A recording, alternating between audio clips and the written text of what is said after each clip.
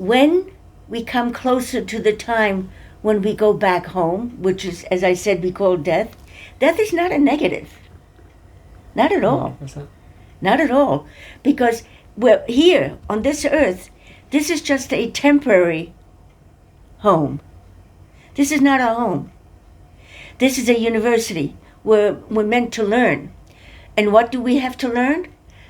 Well, we were given the recipe how to be a successful human being. Hi, Safta. How are you? I am fantastic, and how are you? I'm doing good. I'm happy to hear that. With that said, something is really bothering me these days. Like, I talk to so many people, and it feels like everyone's just busy being busy, and they have no time to think. And then there's like, you talk to people that are towards their death, and it seems they're like, wait, what did we do all this life? And then all these regrets come up. So I was wondering, do they really have those regrets? Because you were working with hospice people for many years. That's number one. And number two, why do we need to wait until our deathbed in order to get to that regret? Like, I understand there's so much things going on in life today, and we're living in a challenging time, and also a time with a lot of beauty in it. We have to realize it. Maybe we're not appreciating A lot that. of miracles. For sure. So what are those regrets? I would love to hear from you that, people when they get to the deathbeds, they have those regrets. That way we don't need to wait to that day when we get to that deathbed, because someone might be now 20 years old saying, wait, I'm only 20. The thing is, I wish you live until you're 120, but we don't know when that time is that we pass on and we're out. And don't we know and we it? die. So what are those? And I think this is something everyone can learn from this, and we don't need to wait until that day we die to get it there and then regret. So are there any regrets, or are you saying that people just die and say, hey, all our life was Not great? at all. Not at all. That's what I thought. Okay, goodbye. You just gave the solution to a successful life. Why do we wake up and realize when it's time to go home? I call dying going home. I'm going to give you my personal philosophy to understand where I'm coming from. I have two philosophies. One, when our Creator decides to put a soul into a body, Okay. he automatically at that moment enrolls this body/soul into an extremely high-end university. The university is called life. Welcome. Now, as we know, it's the tougher classes that we learn better than the easy classes. Easy classes we take for granted and we just move along. The tough classes, we have to really pay attention and think and resolve. That's philosophy number one. Philosophy number two, every single soul that comes to this earth is given an extremely powerful tool. And that tool is the power of making choices. Yeah, remember we spoke about that. Also, the audience probably remembers in one of our videos, and we appreciate that. That is true. Making choices is not as simple as it sounds. In the beginning, when you're younger, you think you know about everything there is to know. So, of course, you make choices and you realize as time goes on, you know what? That was a wrong choice. But that's okay. This powerful tool comes in two parts. The first part, when you make your initial choice, but then if you have the wisdom and the strength to learn from the choices that you made, and you realize, I made a mistake, it takes a wise, courageous person to say, I made a mistake. Because that means you're taking ownership of what you decided. That mistake is really not a mistake. It's a learning opportunity to do something better, to make another choice, having learned from the mistake that you made the first time. So as I said, I don't use the word mistake, I use learning opportunity. With that being the foundation of what I'm going to share with you, keep that in mind. Okay, regrets. There's a wonderful saying, I'm going to read this to you. The time you gift to someone is much more priceless than another toy or another material gift. We fill our kids with toys, toys, toys because maybe it's a guilt feeling. I don't have enough time. I'll buy. That's not what the child wants.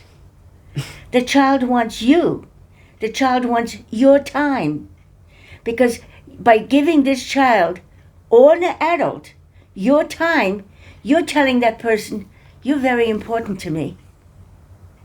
How many times I will go on the street and a parent is going with their child and the phone, the smartphone, the whatever kind of phone, and the child is just there like, and what do you think the child is learning? Keep in mind how you raise your child, how you treat your child, on any adult in your life. Yeah, it sounds any person that is important to you. Right. They're going to learn that, so when they grow up, they're going to do what you did. Is that what you want them to learn? I understand. So you're saying that people, when they get to the end of their life, they feel that they didn't give enough precious time to the people that they really care about. And yes. I think what you said about the precious time is really important to understand, because many times I could say, yeah, of course, I get my spouse, my children, my best friend. I gave them time. I was with them, and you're still saying all these times on the calendar. But it's not physically being with them, which is number one. Exactly. That's number one. But number two, if I understand it correctly, so it's really being there with them, being conscious with them, putting everything aside. So yes. Sometimes it might, I think better time is even more. But if it's like a lot of time and we're busy with a million things, or a little time, but at that time we're really there 100% with them. Well, there's never 100, but So you're saying that's something that when people get to their deathbed, they regret. They maybe were busy all their life working or doing different things. Husband, but I'm working. I'm working. It's for my family. I have a surprise for you. The extra dollars that you've earned, that's not what your family wants. Yes, make the dollars or the shekels or whatever currency you have to pay your bills, to be able to maybe afford a nice vacation. But luxuries is not where it's at. The luxuries that is where it's at is the quality time that you spend. Beautiful. That's the biggest regret of all the regrets. Now, I've worked with hospice, as you mentioned before, well over 30 years. I'd like to share with you some of the cases. Okay, just a second before that, because I want this to be practical. Mm-hmm. So you can learn a lot from my grandmother. I want you now to... Of course, I wasn't one teaching her, but no, not now. Let's just be serious, just for a few seconds. So I want you to think about a case in your life, about someone you care about that is important for you. Now, think, how can you give them more time? Now, you might have this voice coming in your head, this part saying, wait, but they're not giving me time. It doesn't matter. Are they important for you? If yes, think about that person. And another part might say, wait, but I don't have any time. I don't have now a month to go with them on vacation or a whole day. Forget about a whole day. In general, in life, work with what you have. Because if you work with what you don't have, you just the resistance, and things will explode in your face. So think about that person that is important for you in your life, and how you can create time that, like my grandmother said, quality time, that you'll be there with them. If it's 5 minutes, so 5 minutes. Start there. Start with what you have. If it's 3 minutes, 3 minutes. If it's 5 hours, 5 hours. But start with what you have. Now, from here, let's go for some case studies I would love to hear, because, like you said, you had a lot of experience working with hospice people that got towards the end of their life. Yes.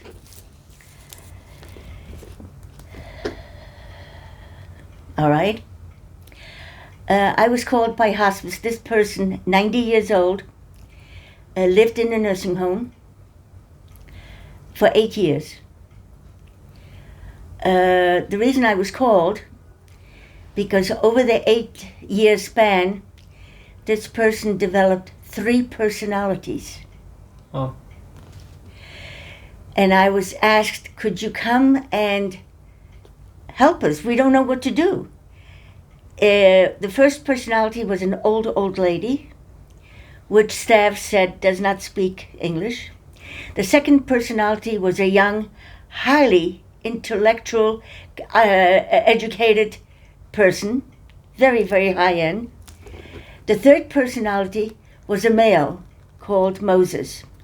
Moses was very physically and verbally abusive, to the point where most of the women that came in, whether it was nurses, doctors, women that came in, most of them, not all, most of them, Moses would give. So a lot of the women were afraid to walk in. Probably.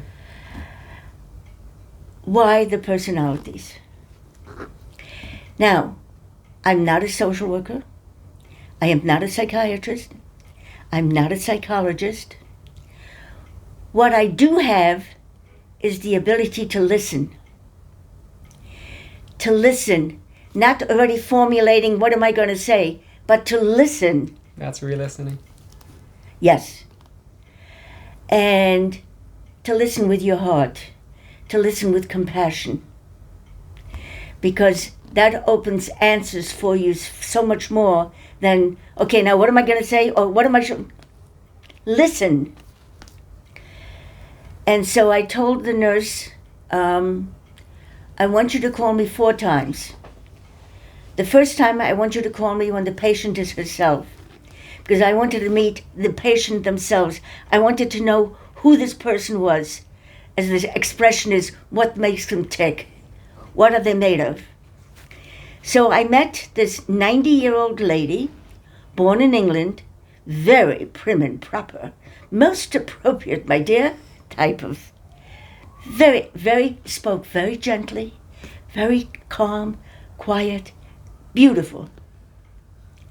As typical European family, a father, the provider and the protector, a mother who ran the household, a grandma who was unconditional love.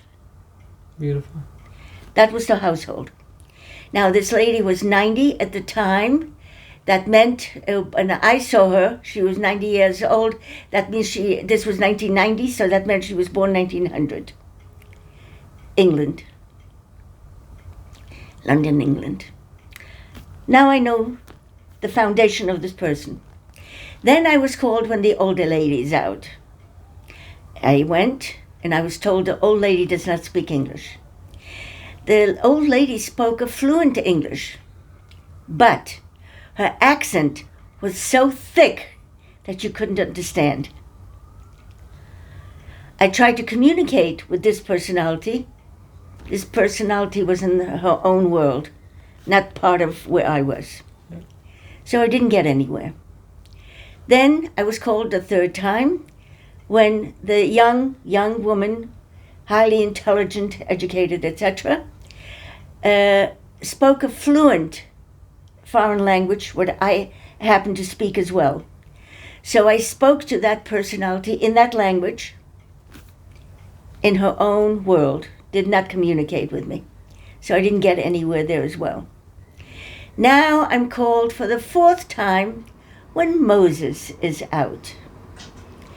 Now, I hope you don't get beat because I'm going to use language that this personality used. I am there very early in the morning, 7 in the morning, and this person already is dressed, sitting in her wheelchair. Door is open, a private room, and I come to the door. This Moses sees me and says, "Who the hell are you?" Who the hell are you? What the hell do you want? I was held to kingdom come. But, progress. This personality is speaking to me. That was already progress. So I'm speaking to the patient, to the resident rather. I take a chair and very, very slowly I move the chair right next to the wheelchair. And not once was there an attempt to hit me. Not once. I said, now, isn't that interesting? Most of the women that walked in were hit forcefully, but not even once. No thought of it. Surprised me. There had to be a reason. But meanwhile, we're speaking. And as I said, the door was open. people went to the doctors, nurses, home health aides, patients, shouldn't say patients, residents, family members visiting, all in the hallway. What was interesting, most of the women that passed her door, Moses would say, "There goes the whore." Not all women, just most. Now, that gave me a clue. And as I'm listening to Moses speak and who she decides to call whore, now I understand why she called most of the women whore.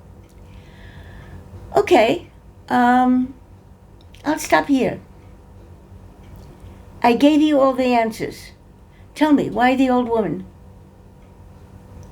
Why did she call them that name? Why did the old woman, why the personality of the old woman came out? I believe that listening has something to do with this, like you're really there for the person. No. As we said before at the beginning, we could be wrong, so now it's my turn to learn where I was wrong. If you recall, I gave you the makeup of the family in Europe. Yeah. Father, mother, grandmother. Mm-hmm. Grandmother was the unconditional love. Right. Sure. Well, when Mama went, because daughter did something that wasn't proper, daughter ran to Grandma. She got unconditional love. She needed Grandma. But obviously, whatever it is that was disturbing this resident, Grandma wasn't helping. So she developed the younger woman. Why the younger woman? The younger woman, the mama of the family, ran the house, solved all the problems, was the glue that held everything together. Wow. But this personality wasn't helping this resident. So now Moses came. Why Moses? Who was the father? What was his role in the family? He was pretty tough. He was the protector and the provider. So she needed protection. That's why Moses. What did she need protection from? Now, whether you're in a family setting, whether you're in an institution setting, how you are treated affects you very much. And here she's in a nursing home, and unfortunately, many nursing homes are understaffed. The home health care workers are underpaid. And so many people per home, for instance, health aide. How many people can they take care of with? For sure. On the table. On their hands. So the resident there is, and unfortunately has an accident. Well, the healthcare provider can't get to them right away. Get into your room, get on the bed, I'll get to you as soon as I can. That's being treated with respect. That's being treated with care. No. So she needed Papa to protect her. Now, remember when I told you what year she was born? 1900, man? 1900. Who wore pants in 1900, in Europe especially, around then? The ladies of the evening, what we call prostitutes. There goes the whore. Oh, I got it. Look how powerful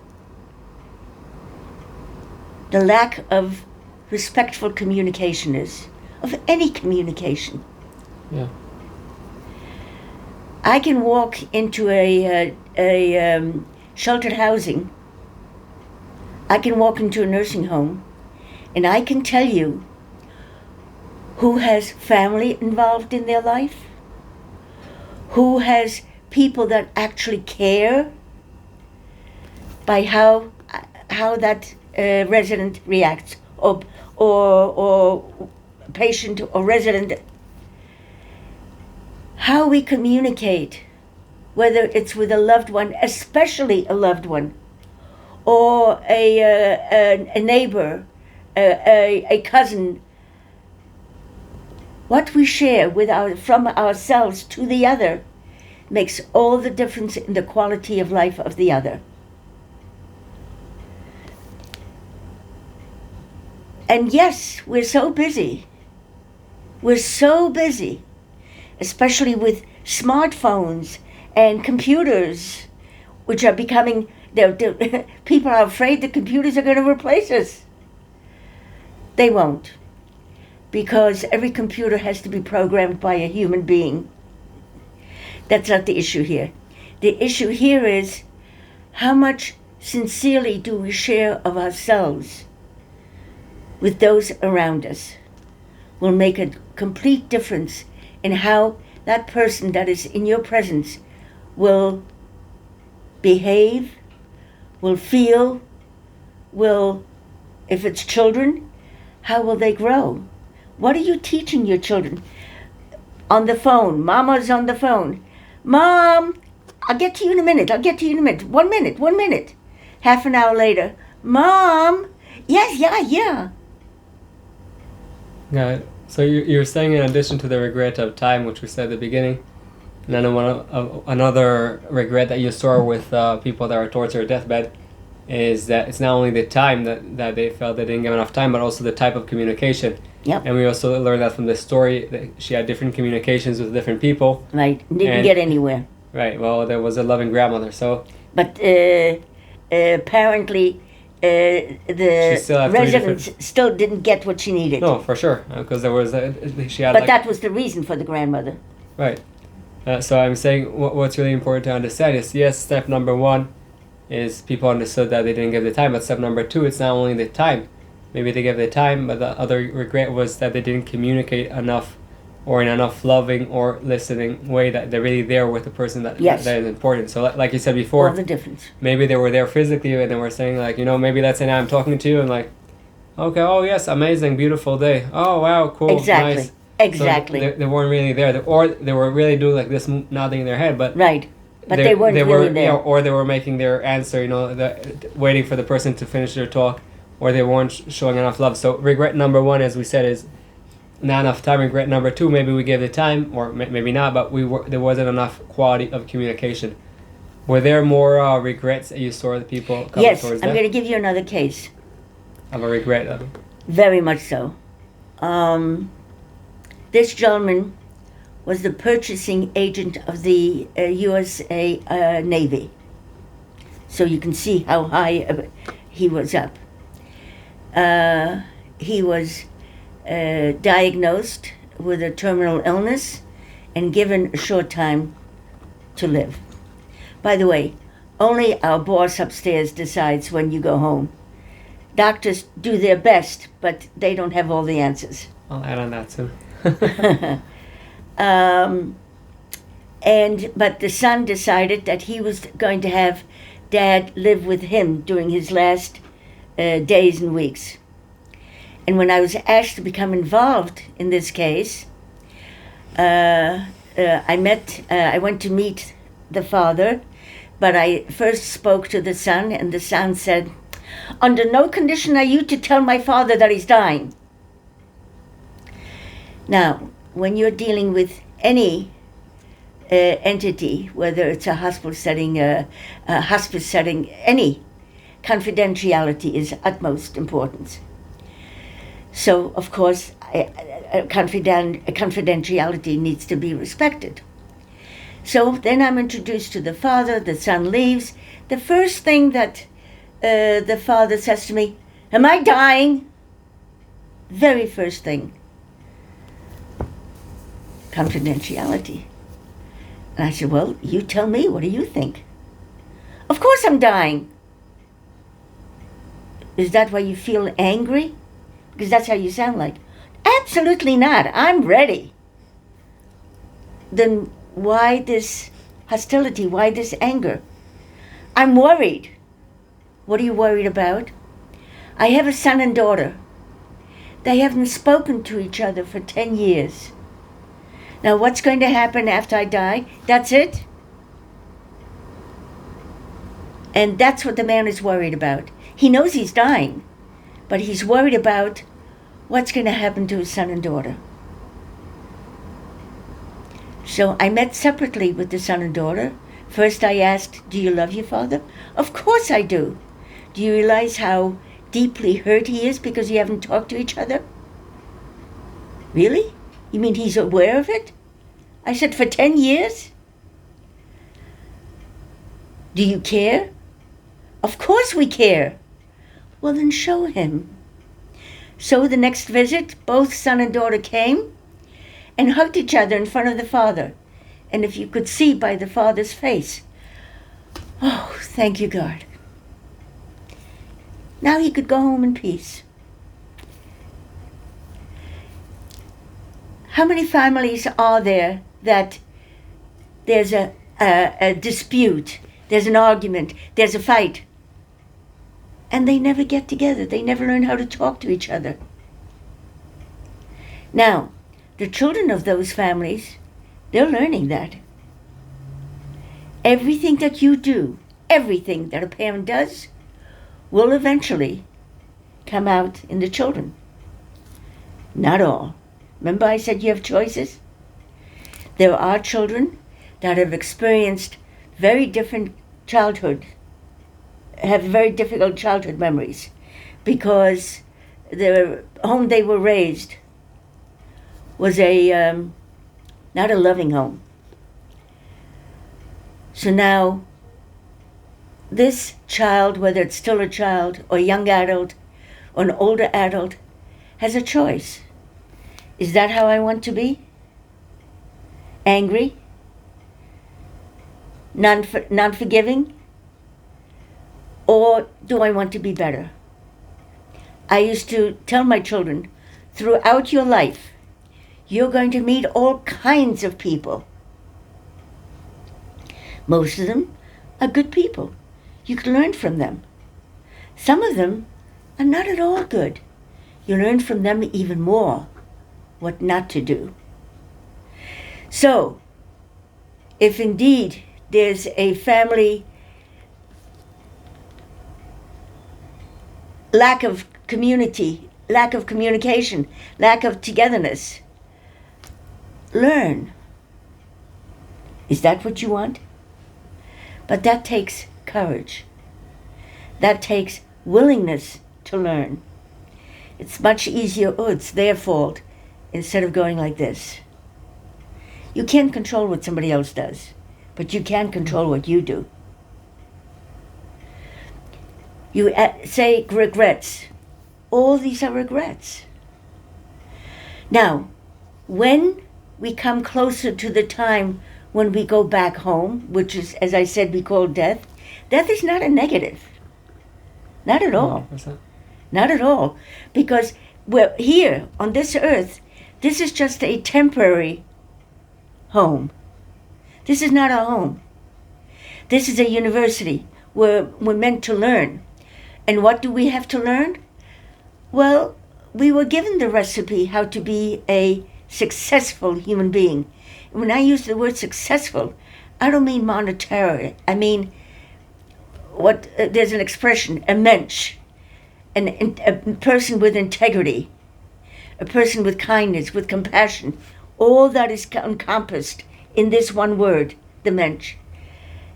That's what you want to leave behind. The money that you may leave behind isn't going to buy them what they need.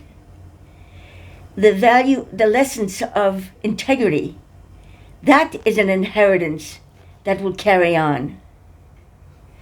Not your monetary gifts, but your gifts of integrity, your gifts of kindness, of sharing, of knowing how to say, I'm sorry, even though you know you're 100% right. Because just by saying I'm sorry, that eases the hurt that was felt by the person that was told something that wasn't correct. And then by easing the hurt, then talk to each other. Build the bridges of communication. I think other time that you interviewed me, what were the ingredients of a successful life? I told you, flexibility, communication, knowing how to say I'm sorry. All those things will prevent the regret as you get older and as you get to the time when it's time to go home.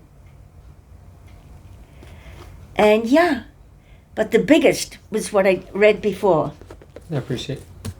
Oh. That give what is most important, the most important gift you can give to a person is your sincere time of what you really, that's what's important, what really means something to them, especially to children. Well, I think it's time of appreciation, because otherwise, if you're just giving the time and they don't feel that you appreciate them, well, that's an appreciation for them, and I think also an appreciation in general. Because I remember you told me once at the beginning that, like you said, the time is crucial, and the quality of time and time with people that are close to us that maybe we were separated for some reason, and for sure all that. Mm-hmm. And in addition to all that, you said that before we went on camera, is the part of appreciation that many times people are aware or only appreciate much more the things that they take for granted in life only when they get towards the end of this, like you said, of this station. Mm-hmm. And that's something that you saw a lot, that people all of a sudden understand that why didn't we appreciate these things before that? That's right. That's right. This university called life, the whole purpose of this university is to learn. So that when we do come to the day that we graduate, and when we graduate is when our boss, that I call God, when our boss says, okay, time to come back home. That's how long you're in this university, from the time you're born till the time you go home. Now, the person that goes home, I told you we're made of two parts, a body and a soul. The body was formed from the earth, and it goes back to the earth. The soul goes back home. The soul never dies. So when a person passes away, my youngest son, when he had just turned 49, went home.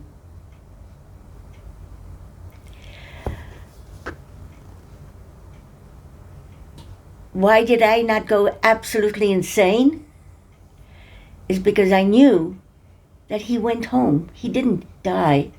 His soul, we are the essence of us is the soul, not this house, not this body. We are the soul. And the soul simply goes back home. So the soul goes back to a good place.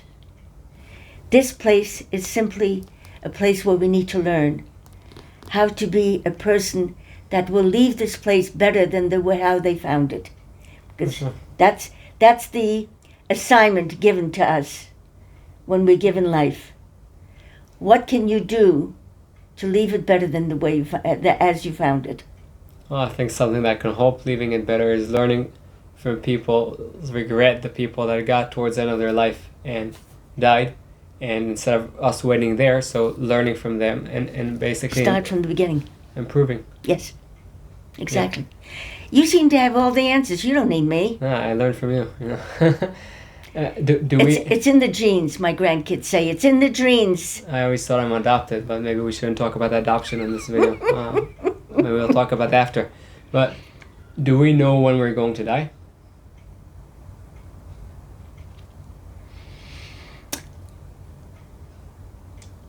That depends when. Yes, towards the end of life. Yes, there are many that do know. For instance, what will happen is,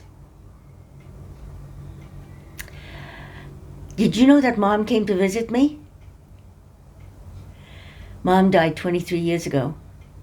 But now Mom is coming to visit this person. Mm. And they actually hear them, see them. I had a case where by the time I came, the patient had maybe 2 minutes left of life.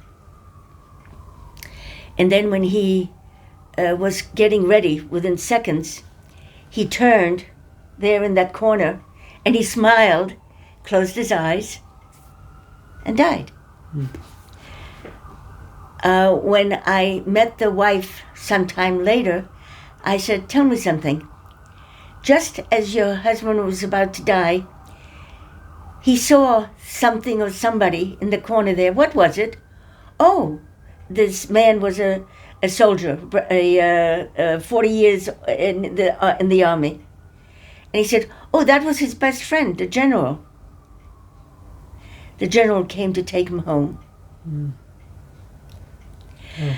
There is such a thing as near-death experiences. It's been documented by many. Elizabeth Kubler-Ross, the most famous. There are many, many that have done this. And indeed, and what's interesting is most have the exact same story. There were people, for instance, a person is on the operating table, and the soul goes up out of the body and watches the operation. This is all documented. And the soul went up and up with this bright light and came to the other side. And there were 3 family members there. And the family members said, no, you have to go back. It's not your time yet. Yeah. And so the soul had to come back and rejoin the body.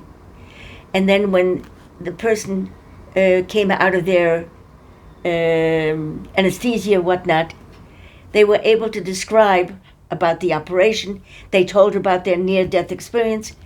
That now is documented. So many, many, many people. So it's not a figment of one's imagination. It's not a fake. It's real. But it's hard for a lot of people to accept because it doesn't feel natural. Death is very natural. Death is not something to fear. Because the one that's going home is going to a better place. The one that will feel the pain is who's left behind. Yeah. So the more that you can give positive to each other, the less regret one has dying, because that man that was a Navy purchasing agent, he was able to finally go home because his kids were together. But it was 10 years of pain. Yep.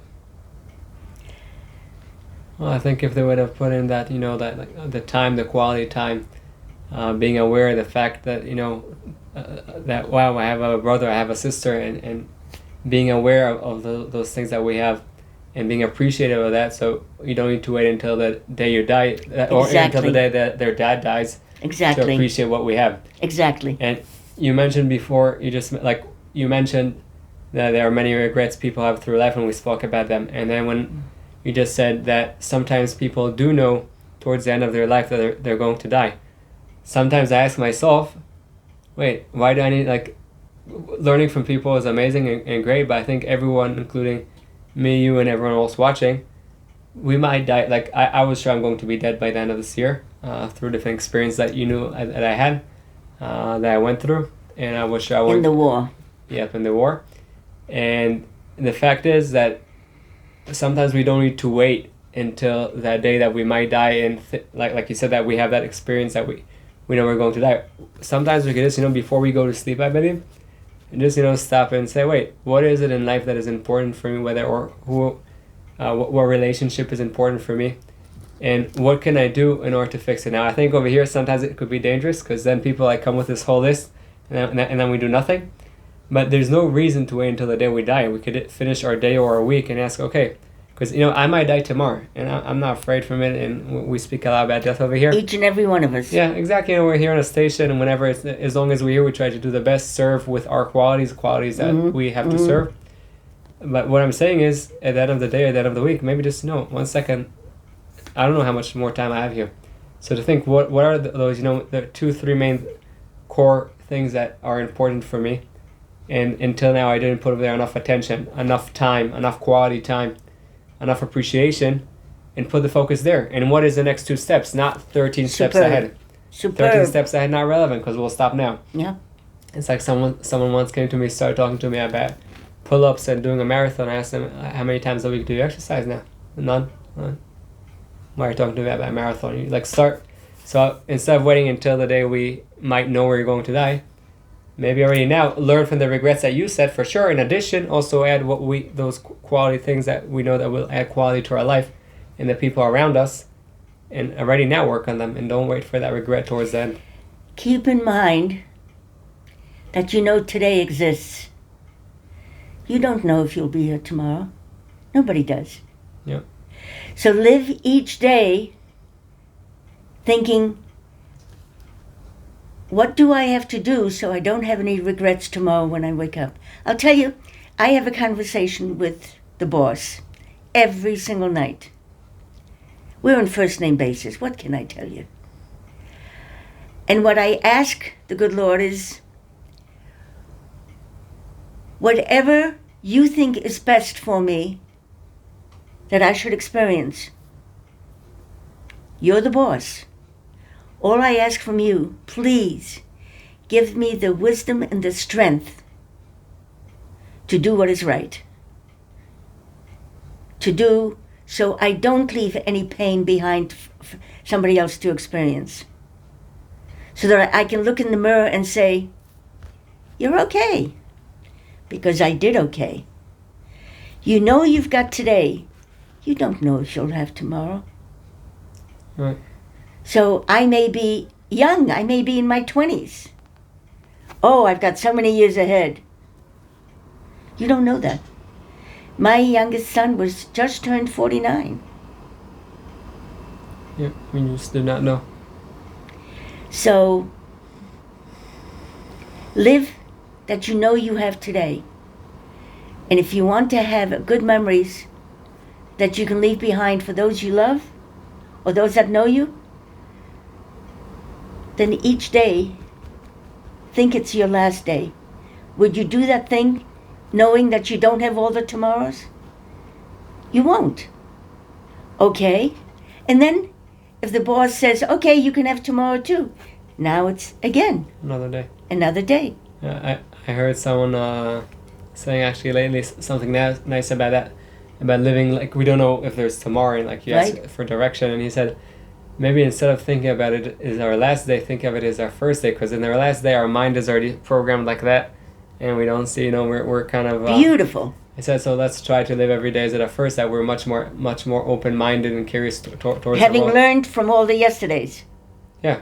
That's it. And open-minded, because as human Yes. beings, many times Yes. we're closed-minded. But I did connect to what you said of you at the end of the day talking to God and asking Him, please direct me. Maybe that means that I'm not adopted, because I do something similar. I asked Him at the end of the day, or also the beginning, like you said, we don't know what's going to be, and I asked Him, can you please direct my mind, body, and soul to whatever it is that I'm supposed to do. So the best way I can serve today with my unique gifts, how can I serve today? Please direct my mind, body, and soul for that. So I guess it is in the genes, as you always say. For your audience that are listening and watching, not only is he not adopted, but he's got so many of my qualities that it's scary. Wow. It's scary. That poor guy, he's got so many of my qualities, I'm telling you. Listen, life is not easy. Life is not easy. But we try to work with whatever we May have. everyone be blessed Anyways, with a grandson like this young man. and with a grandmother like you. So I really appreciate your time and wisdom and lessons that you gave through the regrets. And you said something really beautiful towards the end, is that, yes, we can learn from other people's regrets. Amazing. In addition to that, at the end of the day, we don't know if we have tomorrow. Right. And there's nothing to be scared from that. We No, just don't know. not at all. So the regrets that will necessarily come up from the last day, is there anything we can do about them? If yes, amazing. If not, accept and try to improve whatever you can. So I really connect to what you said over there. Thank you very much for your time. Thank you for having Wish me. you a rest beautiful week. And to you. We'll be in touch. All right. We'll see. I might be busy. No, don't worry. I'll make the time. I'll make the quality. Out of quality, I'm kind of, I could be a problematic person, but we'll talk about that a different time. Thank you. My pleasure. I hope you enjoyed the video and you got some tools to overcome your challenges and light your path. For us to help other people, please press that thumbs up and subscribe to the channel. And don't forget that the most amazing things in life are the one you take for granted.